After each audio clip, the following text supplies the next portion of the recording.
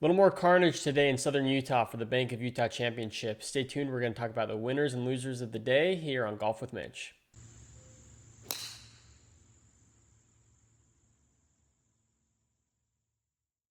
All right, let's talk about round two of the Utah Bank of Utah Championship at Black Desert Resort in Southern Utah.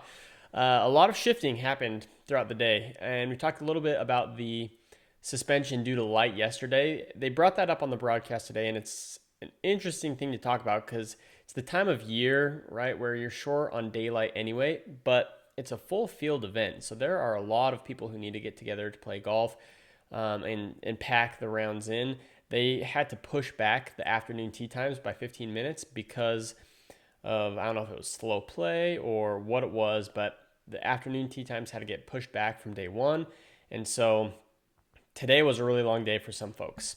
Um, I was talking yesterday on whether or not it would be beneficial to have a few holes from round one to get your day started for round two. And I'll tell you, there is one person who did not feel that way, and that was Austin Cook. So at the end of his round, or when the horn blew for light at the end of round one, he had 4 holes to play and he was tied for first. He was 6 under par, bogey free. The horn blew, comes back the next morning early for round two and goes bogey bogey to start, and then par par. So his last 4 holes, he was 2 over, ended the round at 4 under, and then ended up shooting 2 under today. So not as good as yesterday, but all in all, he had momentum in the first day, and then having to wake up early and come finish that round killed all of his momentum. So he is now tied for 14th at 6 under par. Unfortunate situation for Austin Cook, but he's been playing good golf, so we'll see what he does the rest of the round.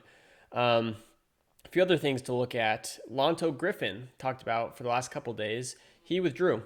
So I don't know if it was due to illness or injury. I got to look into that more. I just noticed on the leaderboard tonight that he withdrew after round one, or in the middle of round one, it looks like. He, I believe, was in the afternoon group um, of round one and probably just didn't want to come back the next morning because he shot, let's see, he was one, two, oh, yikes, five, four.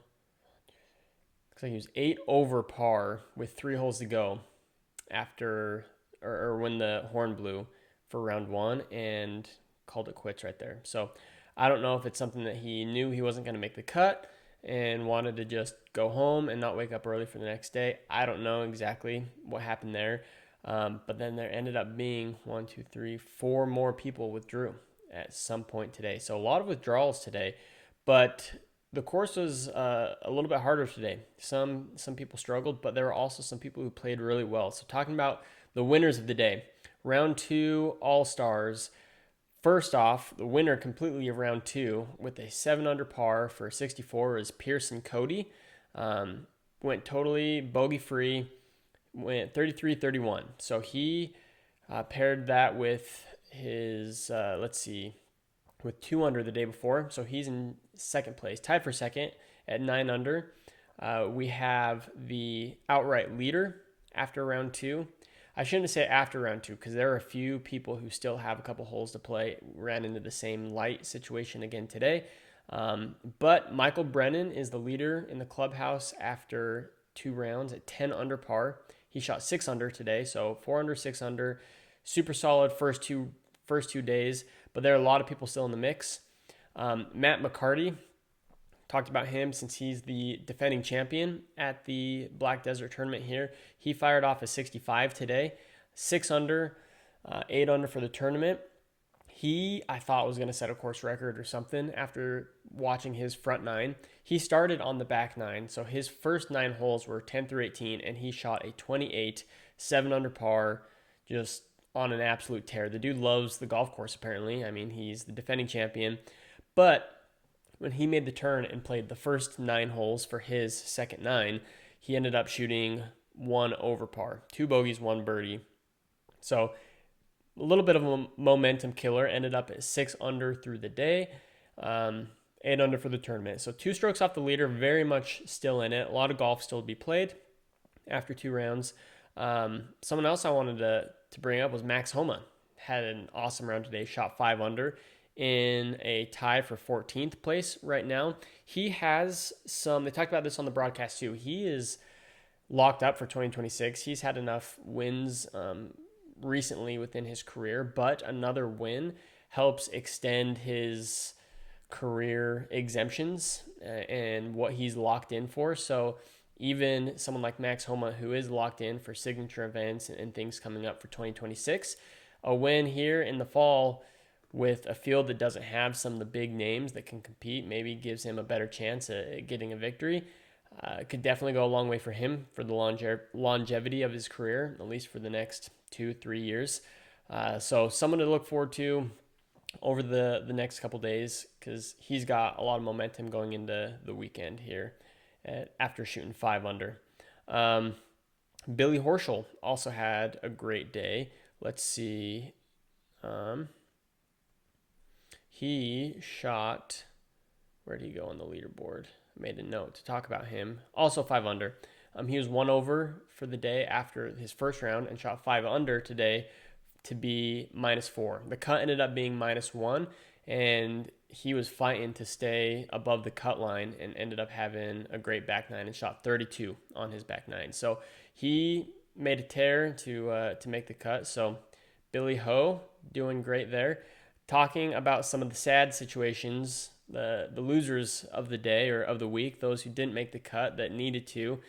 Joel Damon, talked about him multiple times over the last couple of days, how he very much needs to be in the top 100 at the end of the season. Now there are 5 tournaments left still in the fall season, but he didn't make the cut. He missed the cut by 1. He shot 2 under today, so even for the tournament, went 2 over, 2 under for the first 2 rounds. Missed the cut by 1, unfortunately. Another one who's kind of on the bubble as far as the fall standings, does have a lot of exemptions for the next couple years, but is Patrick Fishburne.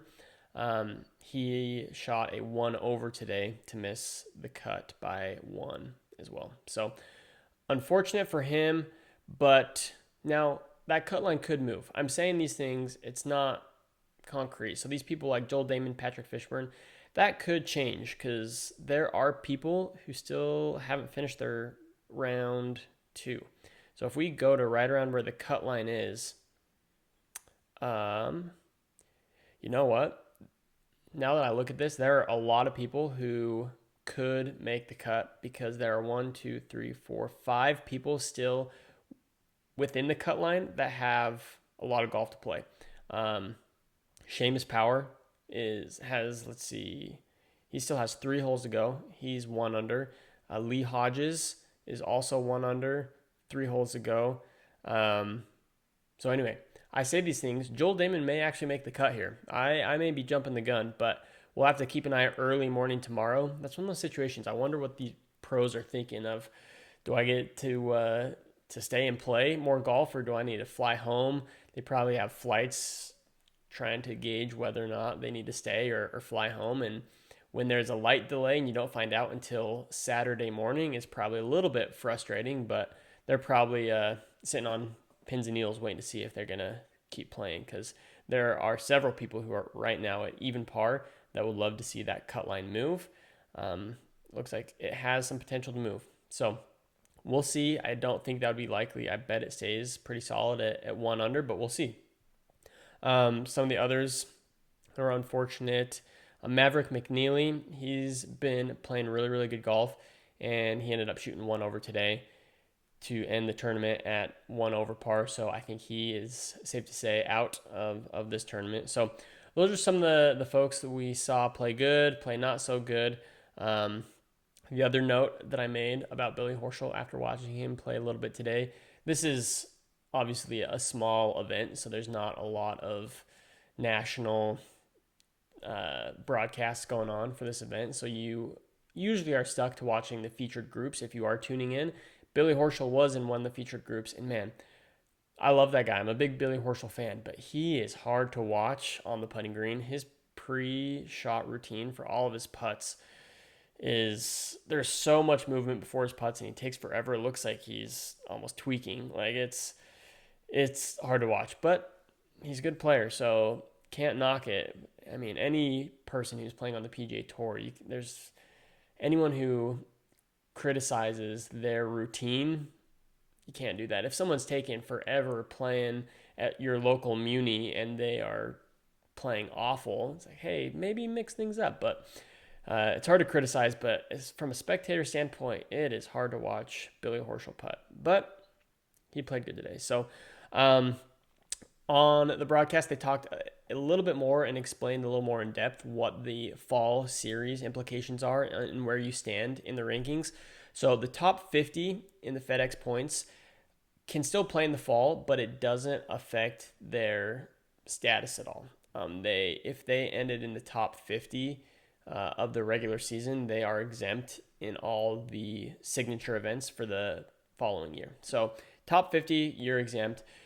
50 to 100, those are the ones who get full status for full field events. So they're not guaranteed to be in signature events, but you have full status for all of the other events throughout the year, the full season, full field events. And then if you are in the top 150, you can earn conditional status. So that also depends case by case on the player and which tournaments they get access to and what they're exempt. So again, every player who's involved in the tournament this weekend has some sort of stakes.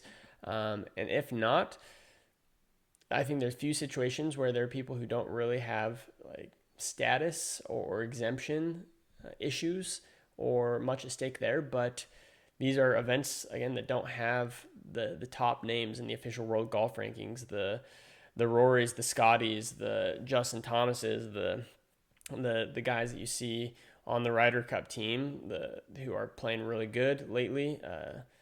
So it's a chance for them to get maybe some confidence up with a win. So anyway, it's fun to see all the guys who are playing well, who you don't normally see. We're coming into the weekend where we got a lot of college football, a lot of NFL football, NBA's underway, NHL. Talked about this already, but fall, your time is split and you're competing a lot with all these other events going on. So there's definitely other sports I'm going to be watching a lot this weekend, but I'm definitely going to keep an eye on what's going on in Utah because it's important for a lot of these people, and these storylines are fun to follow. The broadcast does a good job on the graphic when it shows the name of the player, when it's showing one specific person up in the corner.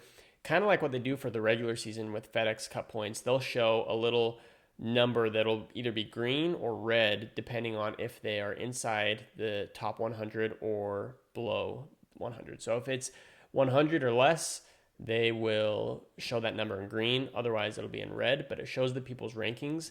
And that's a live ranking based on the leaderboard of the tournament. So that's also interesting to see as people are playing.